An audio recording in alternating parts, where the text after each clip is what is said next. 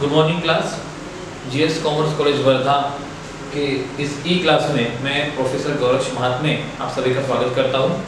जैसा आप सभी को विदित है कि पिछले लेक्चर में हमने हमारा विषय है व्यवसायिक संचार एवं प्रबंधन। इस विषय के कक्षा में हमने पिछली कक्षा में देखा था कि हमारा सिलेबस क्या है तथा हमारा पेपर पैटर्न किस प्रकार से रहने वाला है, उसका हमने विस्तृत उसकी चर्चा प्रीवियस लेक्चर में की थी। आज की इस कक्षा में हम लोग हमारा यूनिट नंबर 1 का जो महत्वपूर्ण भाग है शुरुआती, उसकी तरफ देखने वाले हैं, उसकी जानकारी हासिल करने वाले हैं। तो देखिए, हमारा जो विषय है व्यवसायिक संचार एवं प्रबंधन, इस विषय का जो 4 यूनिट में पहला जो यूनिट है उसमें आपको संचार का प्रस्तावना दी। संचार की जो मेन इंट्रोडक्शन है वो आपको यूनिट नंबर 1 में दिया हुआ है। तो सामान्य संचार जो है वो सामान्य संचार की जानकारी हमको यूनिट नंबर 1 में दी हुई है, उसके बारे में हम लोग आज देखेंगे। तो संचार का अर्थ सबसे पहले देखते हैं। संचार का अर्थ सूचना तथा जानकारी का आदान प्रदान।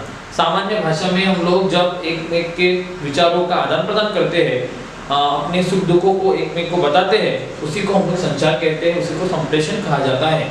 हम लोग अभी सामान्य संप्रेषण की परिभाषा देखेंगे, सामान्य संप्रेषण का अर्थ देखेंगे, तो सामान्य संप्रेषण का उद्देश्य देखेंगे कि क्यों हम लोग संप्रेषण करते हैं, संचार का मुख्य कम्युनिकेशन का जो ऑब्जेक्ट है वो क्या है। तो अर्थ एकदम सामान्य सा है इसका, आप सभी को इसका सामान्य अर्थ पता है कि सूचना तथा जानकारी का आदान प्रदान करना, इसी को हम लोग संप्रेषण कम्युनिकेशन कहते हैं।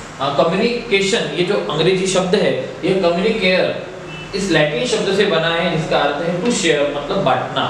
जब हम विचारों को, जानकारी को हाव भाव से, शब्दों से जब एक को बांटते हैं, इन सबको हम लोग क्या कहते हैं, संचार कहते हैं, संप्रेषण कहते हैं। आवश्यक नहीं है कि संचार करने के लिए, संप्रेषण के लिए भाषा का होना आवश्यक नहीं है, मनुष्य का होना भी आवश्यक नहीं है। प्राणी भी अपने विचारों का आदान प्रदान अलग अलग आवाजों से तथा हाव भाव से करते हैं। तो संचार यह सिर्फ मनुष्य में होता है, यह जो मिथक है ये मिथ्या है। सो संचार का अर्थ हमने यहाँ पर देखा। अब देखेंगे संचार की परिभाषा क्या है। तो बहुत सारी अलग अलग परिभाषा, डेफिनेशंस आपको दी हुई है, उन सबका साथ इस अकेले डेफिनेशन में हमको दिखाई देता है कि संचार का अर्थ क्या है। संचार अर्थात भाषा, हाव भाव, चिन्ह, आवाज के द्वारा विचारों का आदान प्रदान एवं सूचना का प्रसार करना है।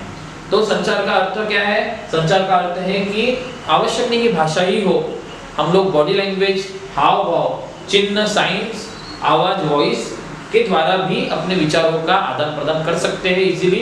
तो इसको भी हम लोग क्या बोलेंगे, संचार ही बोलेंगे। तो संचार में बहुत सारी चीजें हमको यहाँ पर ध्यान में रखनी है। जैसे कि आज हमने शुरुआत की, संचार का अर्थ है सूचना का आदान प्रदान करना। नंबर 2, संचार ये शब्द कम्युनिकेशन शब्द जो इंग्लिश शब्द है, अंग्रेजी शब्द है, ये कम्युनिकेट लैटिन शब्द से बना है, जिसका अर्थ है बांटना। नंबर 3 हमको ध्यान रखना है कि संचार अर्थात भाषा, हाव भाव, चिन्ह, आवाज के द्वारा विचारों का आदान प्रदान करना तथा सूचना का प्रसार करना। संचार का मुख्य उद्देश्य क्या है, सूचना का प्रसार करना, इंफॉर्मेशन स्प्रेड करना, इंफॉर्मेशन को सब जगह पर फैलाना, ये इसका मुख्य उद्देश्य हमको दिखाई पड़ता है। तो यहाँ पर हमने देखा कि संचार का अर्थ देखा, संचार की परिभाषा देखी। अब इसके उपरांत हम लोग देखेंगे कि संचार का उद्देश्य क्या है, कि संचार किन उद्देश्यों से हम लोग करते हैं। कम्युनिकेशन के जो मेन ऑब्जेक्टिव्स है उसके बारे में हम लोग यहाँ पर देखेंगे।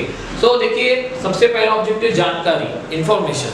सो जब हमको जानकारी स्प्रेड करनी है, जानकारी लेनी है या देनी है, दोनों ही क्रियाओं में हमको संचार का उपयोग होता है। कम्युनिकेशन का हम लोग वहाँ पर उपयोग करते हैं। जानकारी देने के लिए भी हमको संचार का उपयोग होता है, जानकारी लेने के लिए भी हमको संचार का उपयोग होता है। जैसे कि मैं आपको जानकारी दे रहा हूँ, तो विदाउट कम्युनिकेशन ये जो प्रोसेस है जानकारी देने की, ये नहीं हो पाएगी। और आपको अगर कोई क्वेश्चन पूछना है तो आप जो विदाउट कम्युनिकेशन क्वेश्चन नहीं पूछ पाओगे। तो जानकारी एक पहला और मुख्य उद्देश्य है कम्युनिकेशन का। नंबर 2, सलाह, एडवाइस, जिसको हम लोग कहेंगे।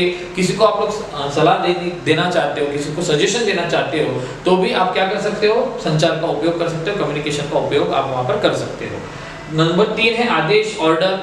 अगर आपको किसी को ऑर्डर देना है, उस ऑर्डर को वो फॉलो करना चाहता है या नहीं, इसकी भी जानकारी आपको संचार के द्वारा ही मिलेगी।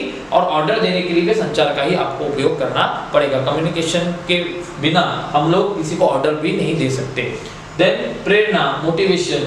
तो ये जो प्रेरणा है, किसी को प्रेरित करना, किसी ने किए हुए काम की सराहना करना, या उसको डीमोरलाइज भी हम लोग कम्युनिकेशन से ही कर सकते हैं। मतलब प्रेरणा देने के लिए भी हमको कम्युनिकेशन की आवश्यकता है, मोटिवेशन के लिए हमको कम्युनिकेशन मस्ट है। देन शिक्षा, जो यहाँ पर हम लोग पढ़ रहे हैं आज, शिक्षा का जो मुख्य माध्यम है वो भी कम्युनिकेशन है, जो उसका मेन मार्ग है वो भी हमको कम्युनिकेशन के द्वारा ही वहाँ पर विस्तृत होता हुआ दिखता है। तो शिक्षा, प्रेरणा, आदेश, सलाह, जानकारी, information, advice, order, motivation and education, इन सब उद्देश्यों के साथ कम्युनिकेशन ये एग्जिस्ट करता है। इस प्रकार से हमने आज पहले यूनिट के 3 मुद्दों पर चर्चा की, जिसमें कि संचार का अर्थ, संचार की परिभाषा तथा संचार के उद्देश्य, इन पर फोकस किया। आप लोग इसको अच्छे से देखिए और इसमें जो आवश्यक पॉइंट्स है इसको आप लोग राइट डाउन कर लीजिए। नेक्स्ट लेक्चर में हम लोग इसके आगे का जो पार्ट है वो देखेंगे। Thank you.